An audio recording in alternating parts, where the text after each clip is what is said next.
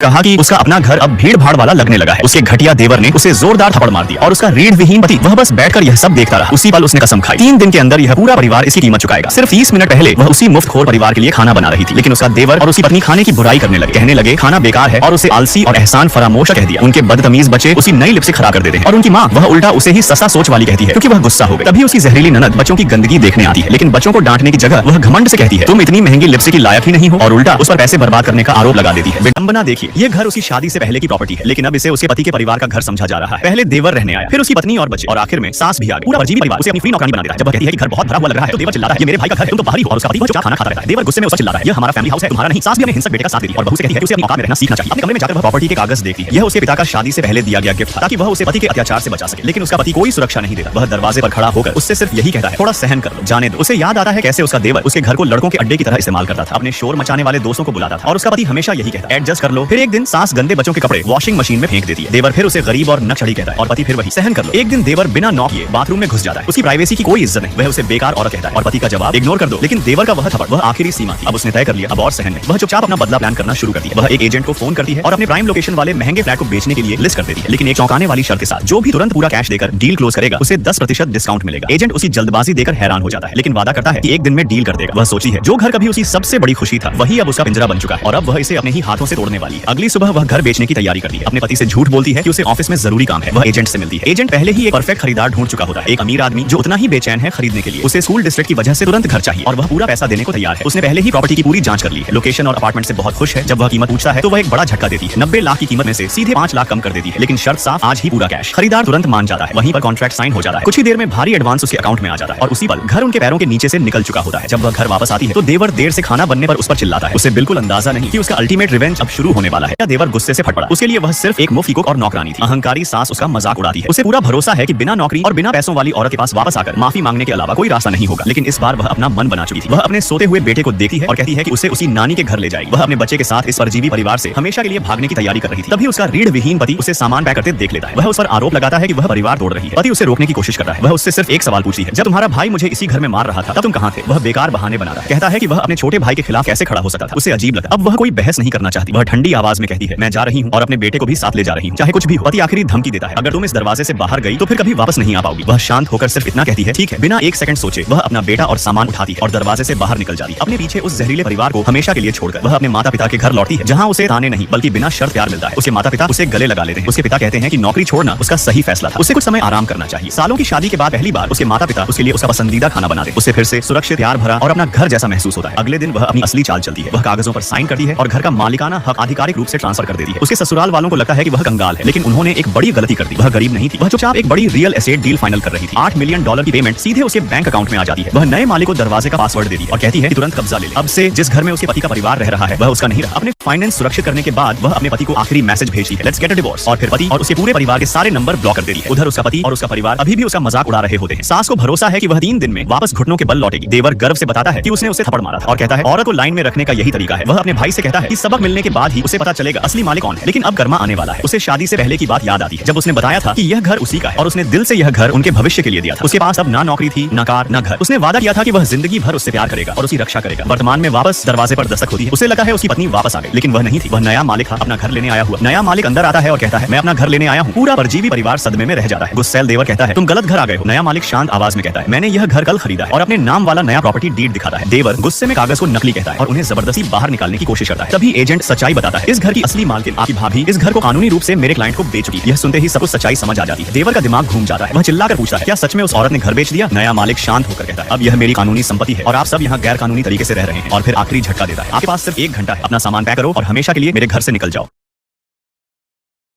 परिवार को आखिरी चेतावनी देता है 1 घंटे में घर खाली करो नहीं तो तुरंत पुलिस बुला ली जाएगी। जहरीली सांस तुरंत जमीन पर बैठकर ड्रामा शुरू कर देती है। वह चिल्लाने लगती है हमारा पूरा परिवार बर्बाद हो गया, लेकिन उसका घमंडी बेटा बिल्कुल नहीं डरता। वह नए मालिक को चुनौती देते हुए कहता है हम कहीं नहीं जा रहे। नया मालिक उनकी बात को ब्लफ समझकर तुरंत पुलिस को फोन कर देता है। उनके सामने ही इल्लीगल ट्रेसपासिंग की शिकायत दर्ज कराता है। यह देखकर घमंडी बेटा हैरान रह जाता है। उसे विश्वास ही नहीं होता कि उसने सच में पुलिस बुला ली। सास घबराकर अपने दूसरे बेटे उस कमजोर पति की तरफ मुड़ती है। वह बताती है कि उसकी पत्नी ने बिना बताए उनका घर बेच दिया। तभी पुलिस भी मौके पर पहुंच जाती है। नया मालिक सीधे उस बेखबर पति से कहता है, मैं इस प्रॉपर्टी का लीगल मालिक हूँ। वह समझाता है कि उसका परिवार गैर कानूनी तरीके से उसके घर में रह रहा है और निकलने से मना कर रहा है। यह सुनकर पति अपना आपा खो देता है। वह चिल्लाता है, यह नामुमकिन है, और गुस्से में नए मालिक पर हमला करने की कोशिश करता है। तभी नया मालिक सच्चाई बताता है, ये घर उसकी पत्नी की शादी से पहले की प्रॉपर्टी थी और कागजों में सिर्फ उसी का नाम था। उसका पूरा कंट्रोल था। घर बेचना पूरी तरह कानूनी है और अब वह ही असली मालिक है। उन्हें तुरंत घर खाली करना होगा। परिवार उससे सवाल करता है, क्यों? वह फिर बताता है, घर के कागजों में सिर्फ उसकी पत्नी का नाम था। तभी जहरीला देवर गलती से सच बोल देता है। वह मान लेता है कि वे सालों से पति को भड़काते थे ताकि वह अपनी ही पत्नी को दबा कर रखे। उसकी पत्नी भी कहती है, हमारे बिना यह कुछ भी नहीं है। बेचैन पति बार बार अपनी पत्नी को कॉल करता है, लेकिन उसने पहले ही फोन बंद कर दिया है। उसने उससे पूरी तरह रिश्ता तोड़ दिया है। पड़ोसी इकट्ठा होकर बातें करने लगे हैं। वे परिवार की बदनाम छवि के बारे में चर्चा करते हैं। पति को नकली जेंटलमैन कहते हैं। घरेलू हिंसा की अफवाहों का भी जिक्र करते हैं। पुलिस आखिरकार साफ कह देती है, उन्हें घर छोड़ना ही होगा। उनका सामान फिलहाल कम्युनिटी ऑफिस में रखा जाएगा। कोई रास्ता न होने के कारण पूरा परिवार घर से निकाल दिया जाता है और सड़क पर रहने को मजबूर हो जाता है। पूरा जहरीला परिवार अब सड़क पर बैठा है, बेघर और अपमान। पड़ोसी उनका मजाक उड़ाते हैं। यह कर्मा है। सास पूरी तरह टूट जाती है। गुस्से में उस निर्दयी बहू को कोसी है जिसने उन्हें सड़क पर ला दिया। फिर वह अपने ही बेटे पर भड़क जाती है। उससे निकम्मा कहती है क्योंकि वह अपनी पत्नी को कंट्रोल नहीं कर पाया। वे पति से कहते हैं किसी दोस्त को फोन करे, लेकिन वह शर्म से कहता है उसके पास मदद के लिए कोई नहीं है। जब वे होटल बुक करने की कोशिश करते हैं तो पता चलता है कि उनके पास एक रात के लिए भी अच्छे कमरे के पैसे नहीं है। तभी सच्चाई उसे जोर से लगी है। अपनी पत्नी के पैसों के बिना वह अपने परिवार को एक छत तक नहीं दे सकता। तभी अचानक एक बिल्कुल नई BMW धीरे धीरे उनके पास से गुजरती है और ड्राइविंग सीट पर उसकी पत्नी बैठी होती है। एक फ्लैशबैक आता है। उसकी माँ ने कहा था, घर बेचकर जो पैसा मिला है उससे अपने लिए कुछ अच्छा खरीदो, और उसने बिल्कुल वही किया। यह कार उसकी नई आजादी का सबसे बड़ा प्रतीक है। उसे वह पल याद आता है जब उसके देवर ने उसे थप्पड़ मारा था और उसका अपना पति चुपचाप खड़ा देखता रहा था। उसी पल उसने तय कर लिया था, ये लोग किसी दया के लायक नहीं है। ये सिर्फ घर से निकालना नहीं था, ये सालों के अत्याचार का अल्टीमेट सैवेज पेबैक था। अपनी पत्नी द्वारा घर बेच देने के बाद एक टूटा हुआ पति उससे सामना करता है। उसका पूरा परजीवी परिवार अब सड़क पर आ चुका है। वह ठंडी आवाज में कहती है, वह घर मेरी शादी से पहले की प्रॉपर्टी था, उसका उस पर कोई हक नहीं था। फिर वह एक और बड़ा झटका देती है, मैं तलाक ले रही हूँ। वह बताती है कि उसका वकील जल्द ही कस्टडी और बाकी कानूनी बातों के लिए उससे संपर्क करेगा। फिर वह असली वजह बताती है, जब उसके भाई ने उस पर हाथ उठाया था तब उसने कुछ नहीं किया। उसी दिन से वह और उसका परिवार उसके लिए अजनबी बन गए। अपनी हालत समझकर वह गिड़गिड़ाने लगता है, माफी मांगता है, कहता है कि वह सब बदल देगा, लेकिन अब बहुत देर हो चुकी थी। वह यहाँ तक कहता है कि वह अपने भाई से उसके सामने घुटनों पर माफी मंगवाएगा, लेकिन अब उसके वादों की कोई कीमत नहीं थी। वह ठंडे लहजे में कहती है, सब खत्म हो चुका है, अब तुम्हें मुझे फिर से चोट पहुंचाने का दूसरा मौका कभी नहीं मिलेगा। वह खुद से कहती है, कमजोर औरत अब मर चुकी है, धोखे की राख से एक नई मजबूत रानी जन्म ले चुकी है, अब वह सिर्फ अपने लिए जिएगी। उसकी अगली लड़ाई है तलाक जीतना और अपने बच्चे की कस्टडी पाना। उधर उसका परजीवी परिवार एक गंदी बस्ती में रहने को मजबूर है। जहरीली सास अपनी नई हालत पर चिल्लाती रहती है। लालची देवर पति पर दबाव डालता है कि वह घर बेचने के $8 मिलियन अपनी पत्नी से लेकर आए। उन्हें लगता है कि उस पैसे पर उनका हक है। सास तो यहाँ तक कहती है, शादी के बाद बहू का पैसा भी हमारे परिवार का ही होता है। उनका लालच देकर हैरानी होती है। उस रात पति खुद से वादा करता है कि वह अपनी पत्नी और बेटे को वापस लाकर रहेगा। अगले दिन महिला फोन पर शहर के सबसे अच्छे डिवोर्स लॉयर से मिलने का समय कंफर्म करती है। जब वह लॉ फर्म पहुंचती है तो हैरान रह जाती है। शहर का सबसे बड़ा वकील उसका बचपन का खोया हुआ दोस्त निकलता है। वह मानता है कि शादी के बाद उसने उसे एक बार देखा था और इशारा करता है कि उसके दिल में कभी अनकही भावनाएं थी। वह तुरंत उसकी तारीफ करता है, कहता है कि अब्यूजिव आदमी को छोड़ना उसका सबसे समझदार और बहादुर फैसला था। वह कंफर्म करता है, घर उसकी प्रीमैरियल प्रॉपर्टी था और $8 मिलियन